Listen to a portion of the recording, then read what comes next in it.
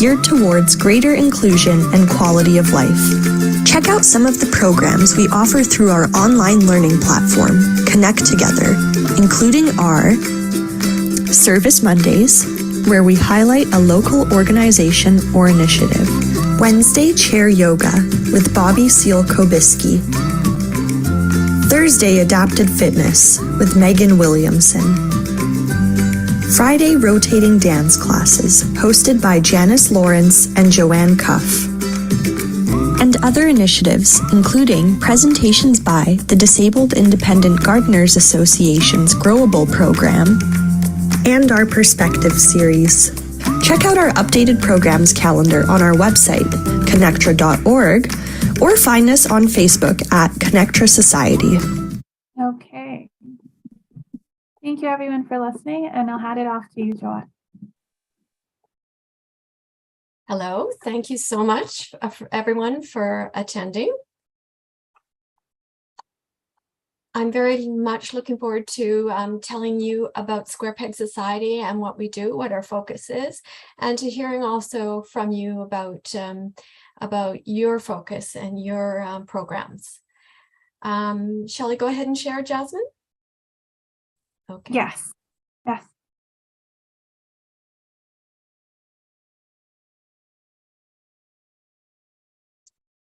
Hi there. So a Square Peg Society is a nonprofit charitable organization that to support adults on the autism spectrum and their families. We were formed in 2014, largely by a parents group, and this is where we've landed at this point in time, and it's ever evolving, to prioritize these two principles, independence and inclusion. And it's a very tricky place to be, to try and define who you are in relation to other organizations, but also knowing that we are a grassroots organization. We're not a funding agency, and we want very much for people who come to us to see it as an opportunity for sharing information and gaining information. And we know that that is about being open to and engaging with us. It's not where we hand off information. And so we ask that people come to us with that openness and willingness to engage and participate. And we know that that requires effort, that means sometimes hearing things that you may not want to hear or you haven't heard before, and being open to considering them. It also may mean that you're asked to try on, again, assuming it aligns with your goals or your objectives, to take on new skills or to change old habits. So we see that as being a platform for achieving that independence. And inclusion, we recognize that that's a two-way street, that we want to be inclusive of everybody within our community, within and beyond our community, but we also want to invite people from the broader community in, so that they see who we are and see that we're not to be feared, and we're not to be an enclave in and of ourselves, and that we want to include in some situations. For example, the movie nights that we host, they're open to everyone. In the case of the ASD conversation group, we regard that as a community of people who want to be find their tribe, want to be within their own community. And that particular program is exclusive to adults on the autism spectrum. So that's where we are at this point in time. We focus on adult issues because, as I said, our focus is on adults on the autism spectrum. So these are the adult issues that are our primary interest: post-secondary education, employment, housing, mental health, and life and social skills.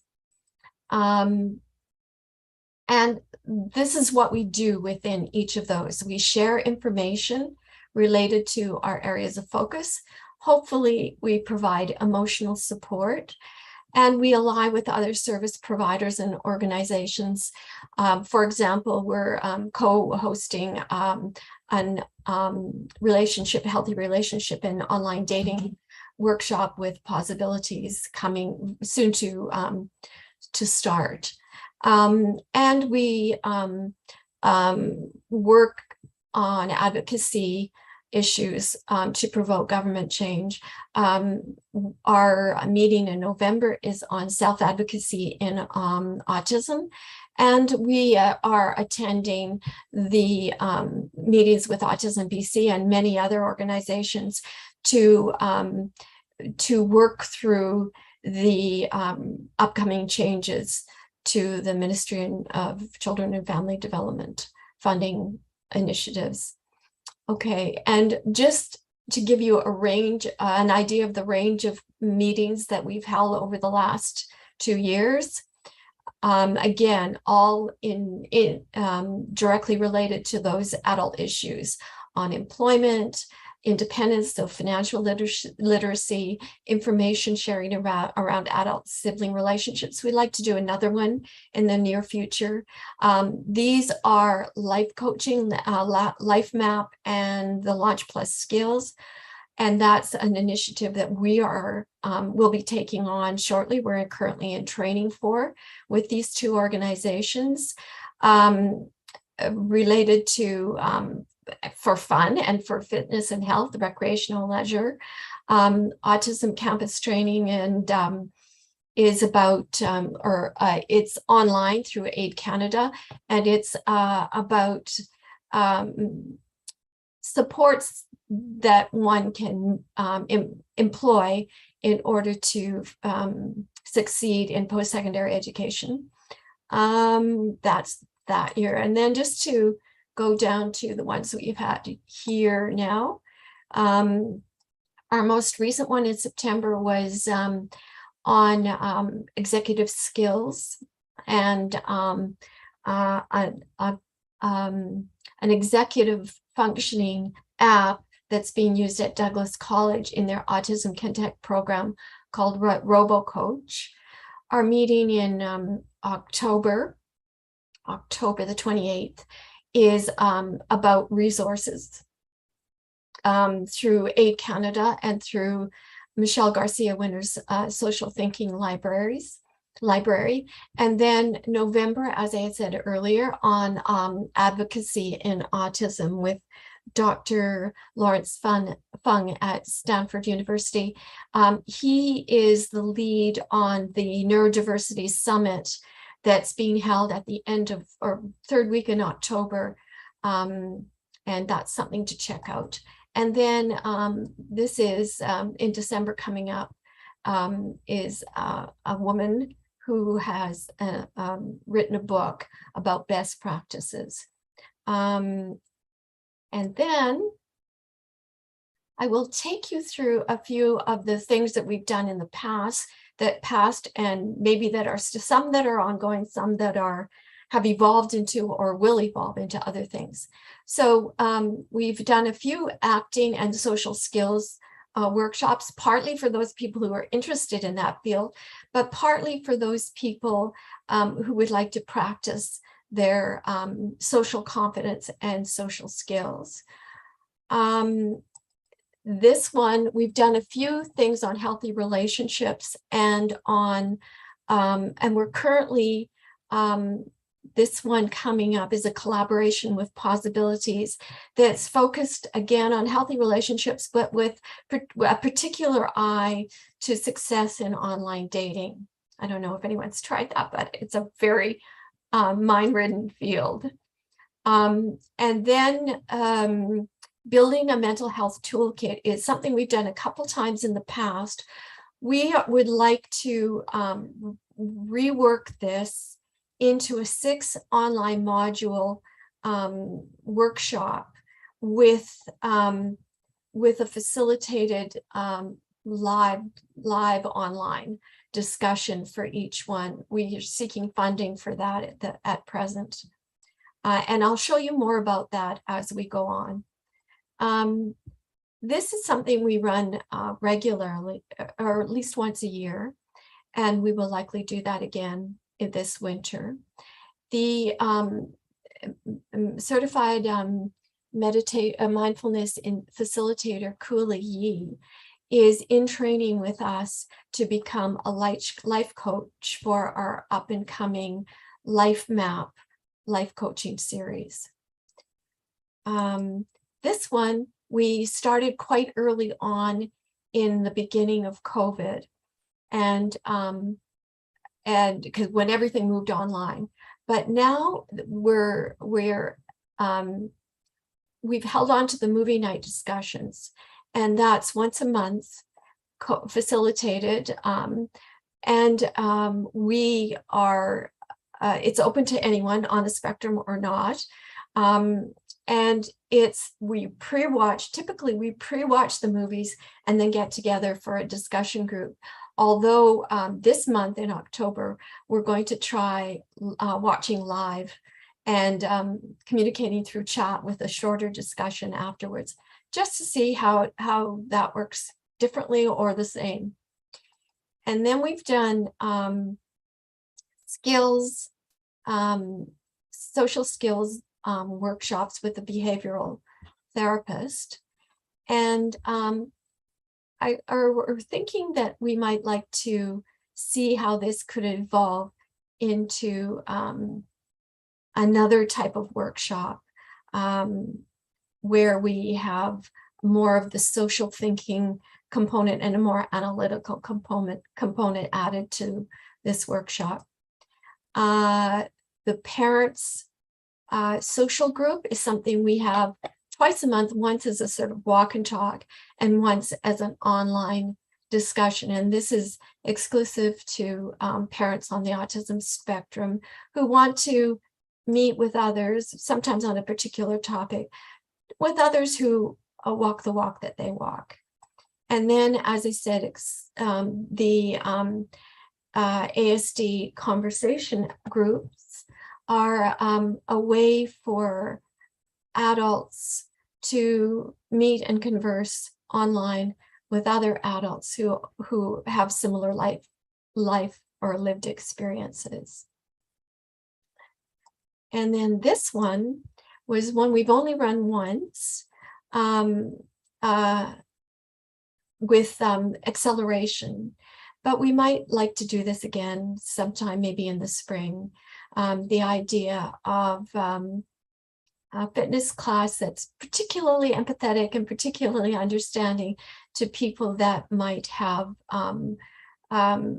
barriers to a conventional fitness program.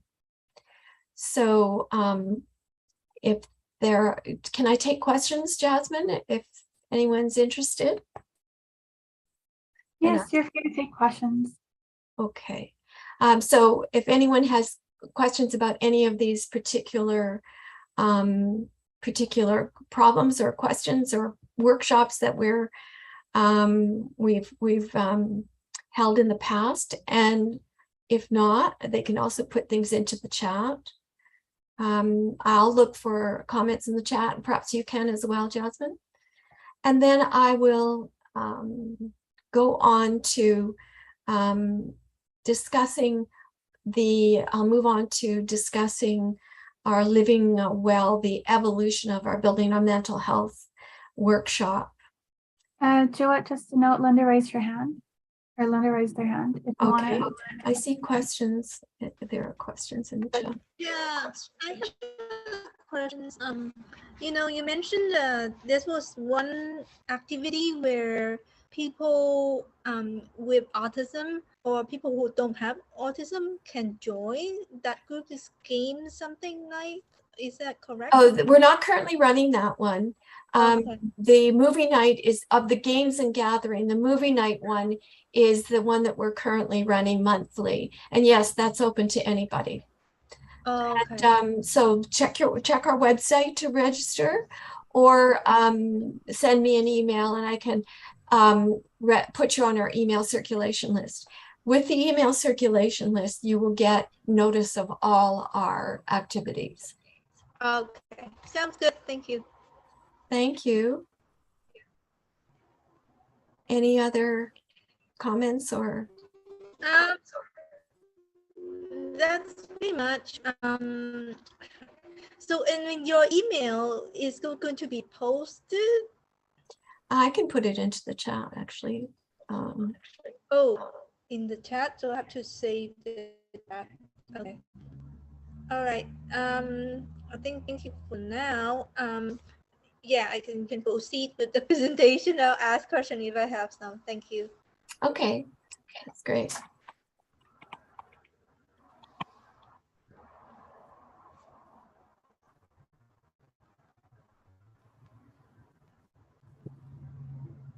There we go.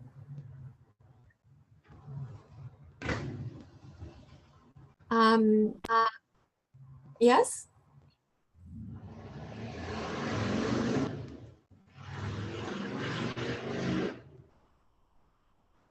Okay, So, I lower my sorry. Go ahead. I should lower my hand. I just remember. Oh, okay. Yeah. I will go on to our Living Your Best Life. So this is where I showed you this poster about our workshop, Building a Mental Health Toolkit. So this we've run before as a 4-session mental health program to understand and practice strategies for coping with stress, anxiety, and depression. And again, this is something we would certainly consider registering other people to. We'd like to put together coherent or circuit compatible participants, but our objective is to try and find funding for this to evolve this workshop into Living Your Best Life. And the reason why it would be completely available to anyone is because many people suffer from stress, anxiety, and depression, not just people on the autism spectrum. And I think they would there would be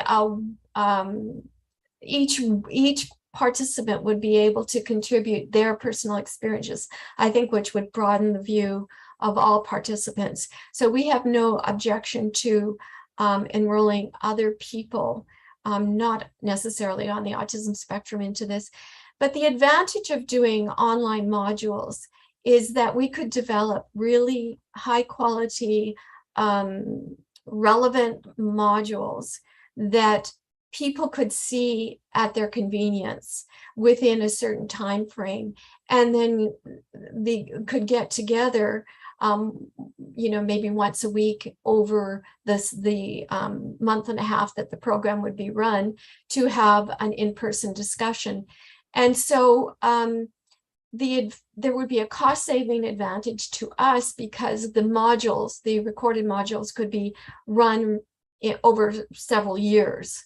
Whereas, so the cost on an ongoing basis would be for the, registered psychologist that we would have as a facilitator for this program. And so it would be much more affordable than to try and run as an in-person session for each of the in-person sessions throughout. Let me give you a bit better idea of what the idea of this is.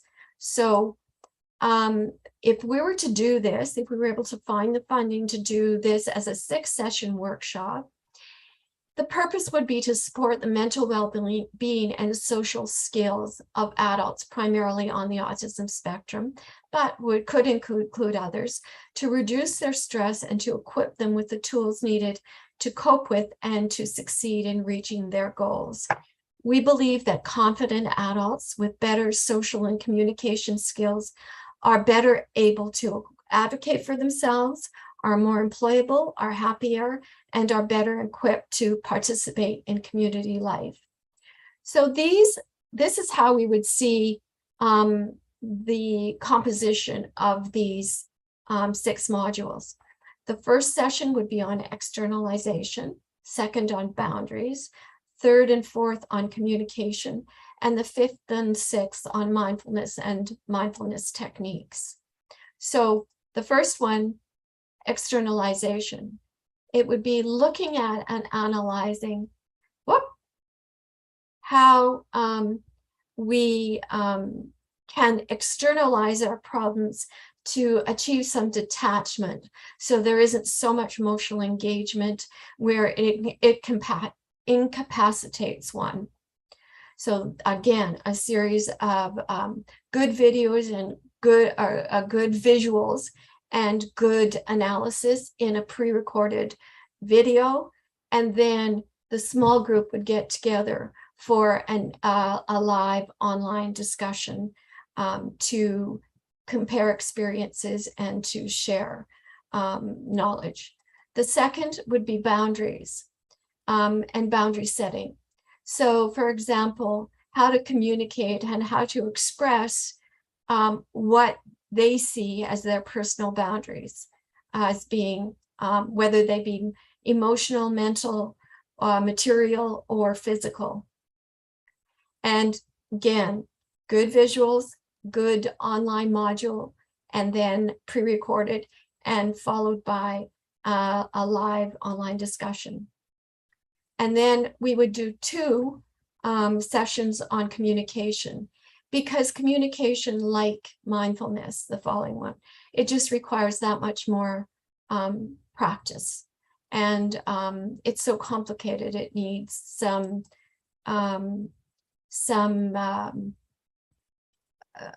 more time to expand on what's involved and how to execute good communication strategies. So these are some cartoon-like examples. I can see that canceling upset you. I value your company. Can we reschedule? A simple, straightforward way to address a miscommunication. Here's a person communicating their particular sensitivity to loud environments.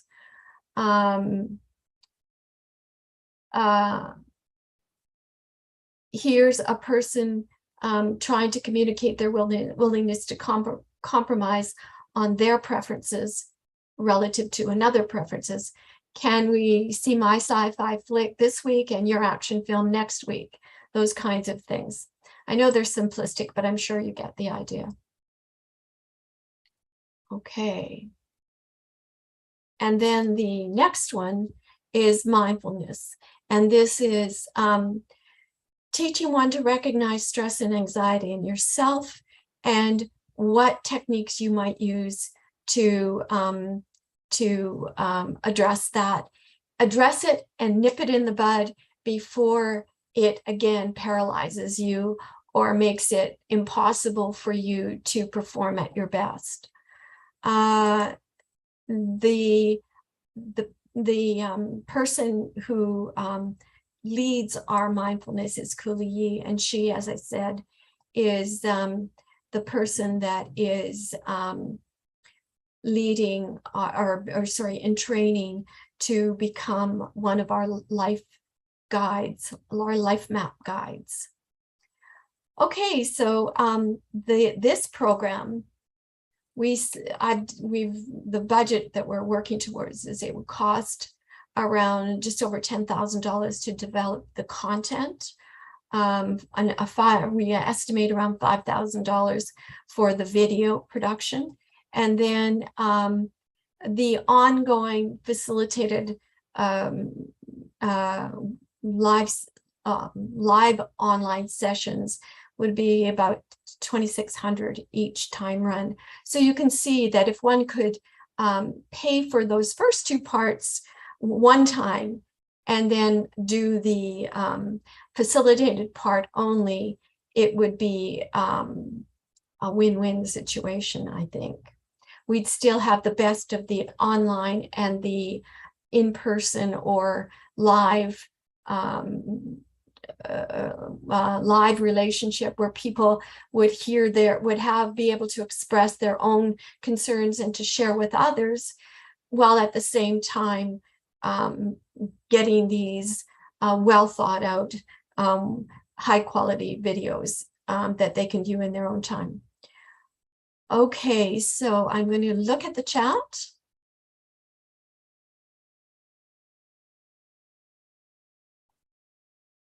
I think Linda included a question in the chat about the cost to participate in the toolkit. In this one, we're not that far along. What we try and do typically is, again, the reason why we can't cost it at this point is we don't have the funds for it, so we're not running it. So it would depend upon how much we can get of this needed funding. And also, what we try to do is try to provide some subsidies for those people who can't afford the tuition. But either way, we keep our programs affordable. Or the next program that I'll tell you about is this life map training that we're working towards now. For this one, we're looking at $100 a session with some subsidies. When you consider, and this is one-on-one, this is not a group thing. When you consider that registered psychological counseling is around $200, $250, that what we're looking at is something that's about half that. So this one is, we are currently training some life map guides. Our program is called Life Map, and we are training some guides, and we're looking to have this program up and running late winter, or sorry, no, into maybe late November or early January. So what we've seen is that we're often dealing with intelligent, capable people in autism who are underemployed or not participating to the extent that they would like in the world around them. And it's because of some of these characteristics. They're confused by social expectations. They are often misunderstood. They're excluded from social invitations and group. And they often, in jobs and in post-secondary studies, find managing and organizing their schedules and correctly identifying priorities may be challenging. Now, at the same time as I see this, part of the objective is also to teach them to be good advocates for themselves so that they can defend their rights and express their rights to get the accommodations that are rightfully theirs, and to express what accommodations they need. So the life coaching, it's working with individuals on a one-on-one basis to determine and identify and determine what their goals are, which ones they'd like to work on, and then to put in place step-by-step means of working towards those goals. So we would like to, this is consistent with our objective of helping people to build self-supporting independent lives. And so again, it's important that the people who are our voyageurs in this program are working on goals that are their goals and working to a path that is one that's of priority to them, and that they're motivated to do so because they see working on these objectives to be purposeful for them in giving them the life satisfaction and the independence that they're seeking. So these might be some of the issues that they identify as goals to work towards. Now, I should say that we're focusing on goals in particularly in post-secondary education, in employment, and in independent living and community engagement. So that's the focus of this life coaching program. So our models, we are a like-minded organization. AANE in Boston is, well, Watertown, Massachusetts, has a similar program, and we'll be joining their life coaching association and participating in monthly coaching with them.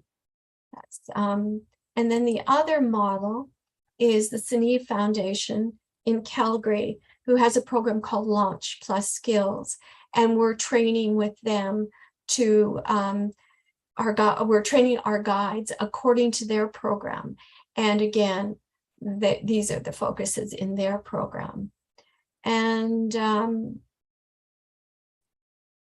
so for them, these are the kind of goals that people typically identify as their priorities.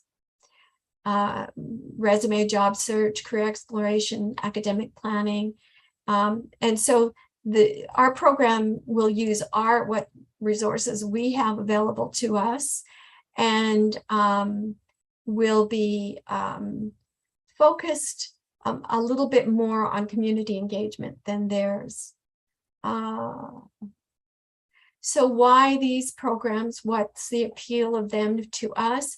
They're evidence-based, they're measured, and that we will be employing data collection as part of a means of assessing how well individuals are doing at meeting their goals, how long it takes, what the interest is in the program, to help us mature and grow in our program, as do these two programs.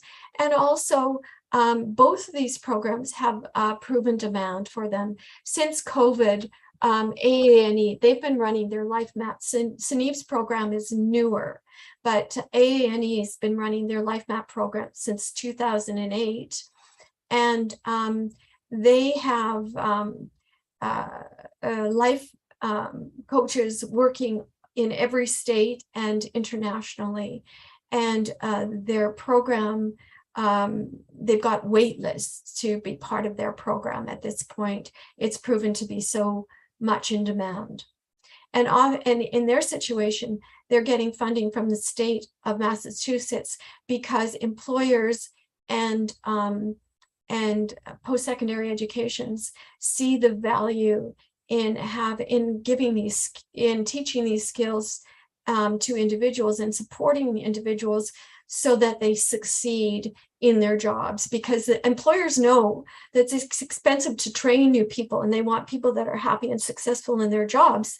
And so if they have these skills and ability to communicate their needs, they are more effective as employees, and they stay in their jobs longer, eliminating the need to replace employees if they burn out.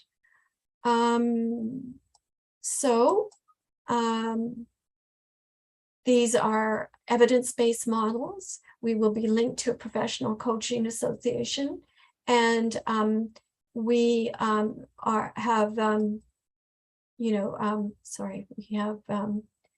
greater accessibility, and they're not as expensive and more effective.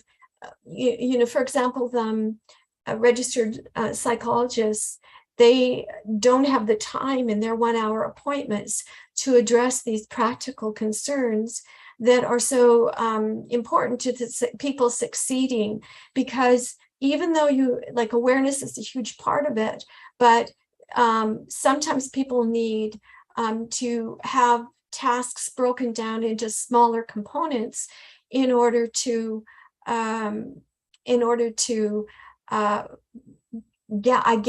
grasp rungs in a ladder to success. And so if it isn't broken into incremental pieces, sometimes outside of the coaching or counseling session, the motivation or the awareness slips away. And so a coach can be a guide that helps break these things down into bite-sized pieces to ensure that people will succeed. Life coaching is intended to help. It's a strength-based model to help clients use their strengths to, okay, Linda, do you want to ask your question? Yeah, thank you. This is very helpful for me, information. And I would like to know if you can elaborate on the differences between different professionals like OT and life coach and counselor helping people with autism. So what are the difference between these individuals in terms of the service they help with the person with autism? Right. And it is quite subtle, and it is quite difficult to tease out. Probably life coaching is closer to an OT than to a registered psychological counselor. A registered psychological counselor works specifically on mental health issues, whereas a life coach will work on organizational and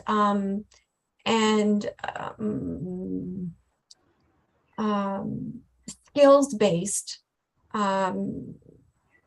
needs. Often, what part of the screening that as life coaches we will be doing is to determine if people have mental health issues that would make them unable to participate in life coaching at this time. But sometimes they're concurrent. We would not carry on with life coaching if we felt someone had a mental health issue that needed addressing, but we could do so concurrently. If they were supported through mental health counseling, then it might be quite possible to do the two together. But life coaching, if you can think of it as a very practical, skills-based, it's it assumes their goals have validity, whatever the person. So it's not a mental health disorder. It's assuming a person has certain objectives that they'd like to achieve, and we're there to help guide them on the path to achieving those. We're not there to do it for them. They have to come to the process motivated and willing to work on certain things. But it's a matter of helping them to see awareness so that they can envision a path toward these goals, help them to point their nose in the direction of where the resources might be for them to find their way to achieving success with these goals. It might be giving them the opportunity to practice with us how to write a resume or how to express what accommodations they need, or what difficulties they're having with someone in their life. It might be a roommate, it might be a family member, or whatever, right? So the idea is that we would work on 2 or 3 goals for a period of 8 to 10 weeks, and then we'd reassess. So the idea is that this is not open-ended. It's not counseling that goes on forever. It's intended to identify their goals, to help put in steps toward them, and to get them to be accountable to the steps that they've committed to, and then to see, are they ready to graduate those goals after 8 to 10 weeks? And if not, what do we do? Do we say, oh, you're not ready for this? And then what can we refer them to?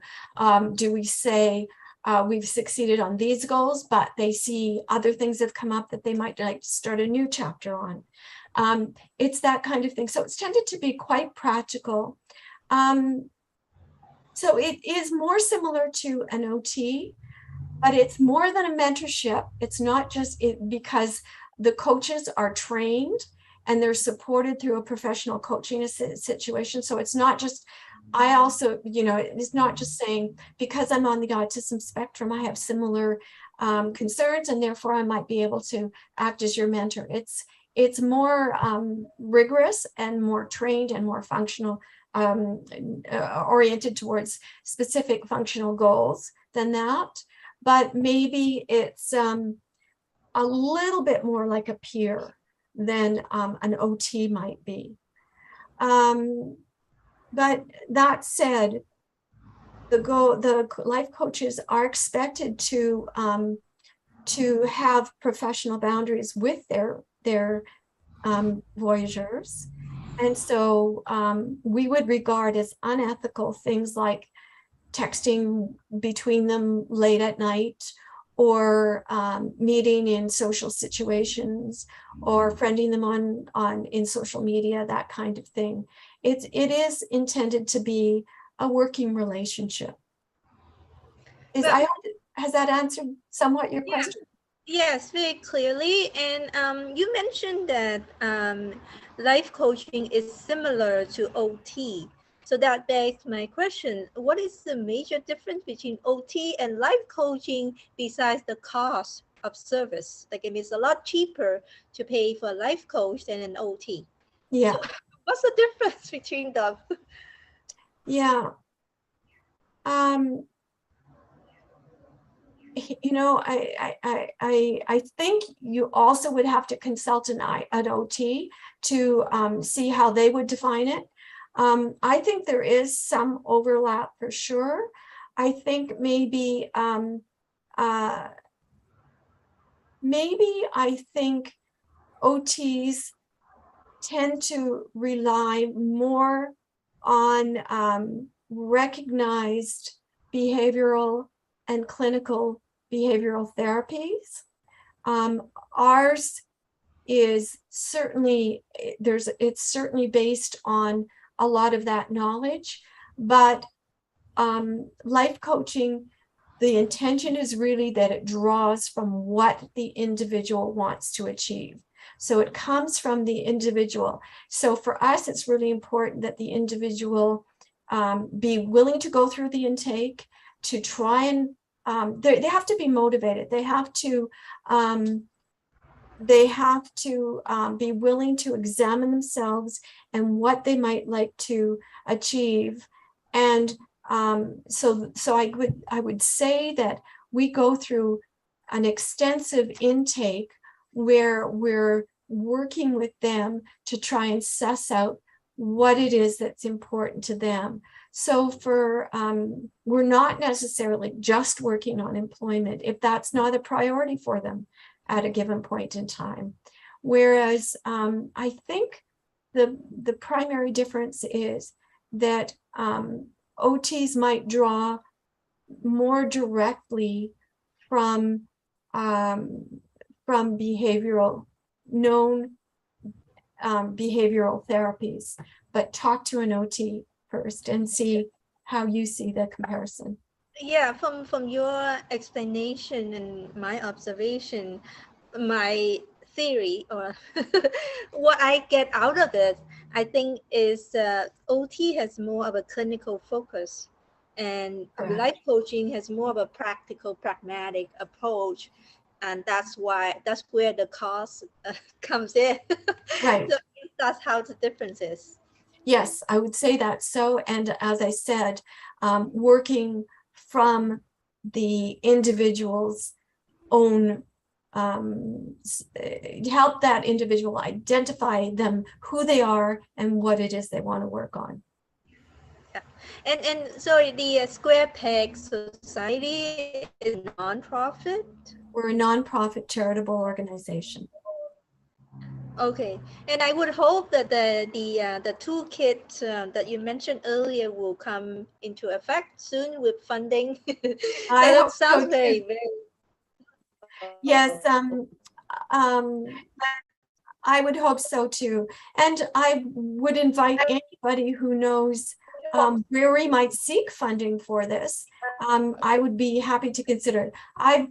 I've sort of, not sort of, I have pursued the avenues that I'm aware of, but if anyone else, to leave no stone unturned, if anyone could point my nose in the direction of another avenue, I'd be happy to pursue that as well. So let's just see if so just to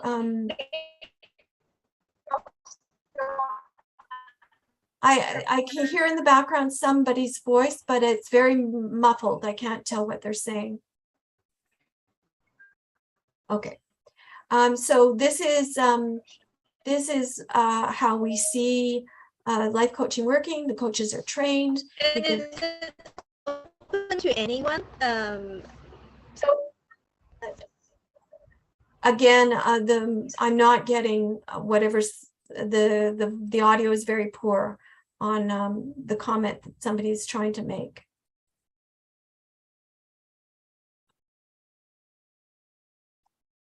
Okay, so this is how we see our life coaches. They're trained, experienced with individuals' autism. They're not registered psychologists or clinical counselors, and therefore are more affordable.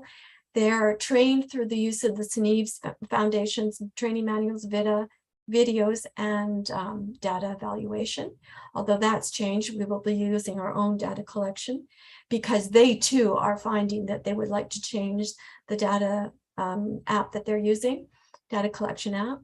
And then together with those supports, we will be putting that together with our knowledge of local supports and services, and we will become members of ANE's Professional Coaching Association for ongoing education and support. So these are our two models, as I've said. We're beginning with 3 coaches, each offering 8 to 10 sessions. And we're offering this program on a combination of fee-for-service and grants plus donations. And again, I've just completed some grants for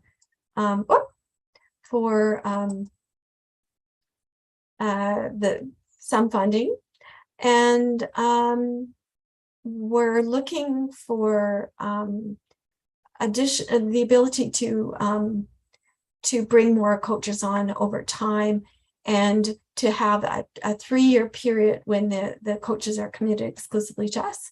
And that's us, Square Peg Society. Thank you, Joette. Linda has also added another question to the chat asking if the toolkit program is open to anyone and what the criteria for participants are. Again, we will make it open to everyone, and we would make it open to anyone 18 to 35, and we would eventually like to run that to an older group as well. Again, it depends on the funding. So we would look at dividing it's where in terms of viewing the videos, I think the videos and the online modules will be applicable to a wide range of individuals. We won't dumb them down, and we won't make them so exclusive to a particular age group as to be irrelevant to anyone outside that age group. However, that said, where it matters is in the the live online sessions. We think they will be most successful as small groups, maybe 5 to 8 people, and they tend to be most successful if those participants have some commonalities. They're similar in intellectual capability. They're similar in age, and maybe gender might be a factor too. I'm not sure. so ideally, it would be great to offer those to that program, the live component part, to different like-minded groups. So again, we might start with one of them. So it might be, if we had a 52-year-old gay person applying, we might say, do you know anybody else who might like to join? So we run a group of older individuals with similar profiles, rather than try and put them into a group that wasn't where they would see themselves reflected. So just for the success and for people's comfort, feeling like they will be most at ease if they see some commonalities with the folks in their session, we would like to have them small compatible groups. And so I would rather ask somebody to wait until we can put together that participant group that really would work for them, than have them join a group that they don't see themselves reflected in.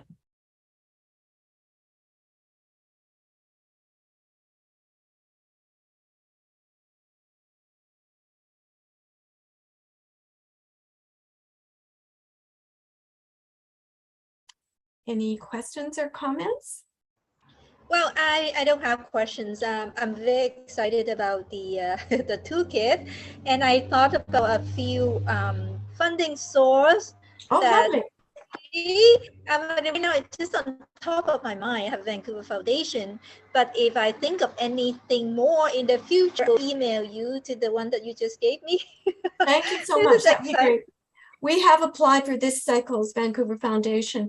Now, Vancouver Foundation this year, for the first time, is awarding their grants by random.